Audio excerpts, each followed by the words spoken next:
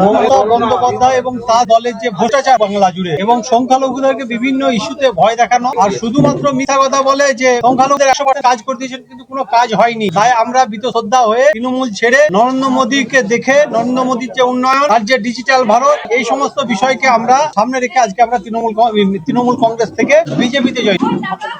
আপনি তো সংখ্যালঘু, সেই জায়গায় বিজেপিকে সংখ্যালঘু বিরোধী মন্তব্য করা হয়, এসআইআর সংখ্যালঘুদের নাম বাদ দেবে বলে তৃণমূল অভিযোগ করছে। এসআইআর একটা ভালো জিনিস। আপনাকে এক কথায় একটা উত্তর দিই। আমি মোহাম্মদ জালালউদ্দিন, নাম আফাজ নামে সর্বাধিক পরিচিত। আমার বাবার নাম হচ্ছে মোহাম্মদ জিকরিয়া। তিনি 2019 সালের 14 জুলাই মারা গিয়েছেন আর 2021 সালে 29 এপ্রিলে ভোট দিয়েছেন। প্রায় 2 বছরের পরে তিনি ভোট দিলেন। এই নামটা বাদ দেওয়ার নামই হচ্ছে এসআইআর। মমতা ব্যানার্জি ভুল বোঝাচ্ছে, তৃণমূল কংগ্রেস ভুল বোঝাচ্ছে। আমরা বড়ুয়া বিধানসভার বিধায়কটা নরেন্দ্র মোদীর হাতে তুলে দিতে চাই এবং ভারতবর্ষের যে উন্নয়ন সেটাও যাতে বড়ুয়াতে পৌঁছায়, এটাই আমাদের মূল উদ্দেশ্য।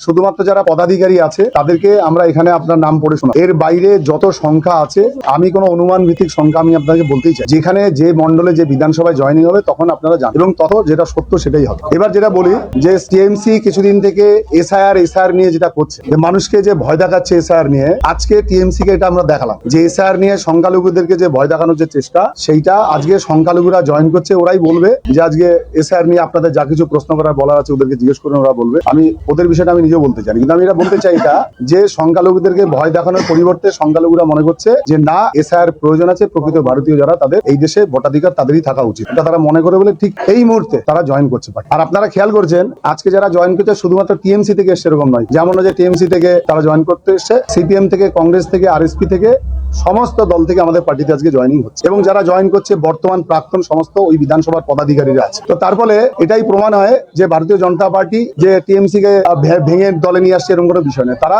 সমস্ত দল থেকে আজকে এখানে জয়েনিং করছে। এটা গেল একটা। দ্বিতীয়ত বিএলএ 2 নিয়ে টিএমসিরা ভয় দেখাচ্ছে বিভিন্ন জায়গাতে। আজকে টিএমসি ভয়কে উপেক্ষা করে যারা বিএলএ 2 আছে তারা বুথ সভাপতি দ্বারা তারা বিজেপিতে যোগ দিচ্ছে। সুতরাং সামনের দিনে এই ধারা অব্যাহত থাকবে, এটা চলতে থাকবে। আজকে শুরু, তারপর পরপর জেলাতে ঘুরতে থাকবে আর আপনাদেরকে ডাকতে থাকবো জানানোর জন্য আমরা।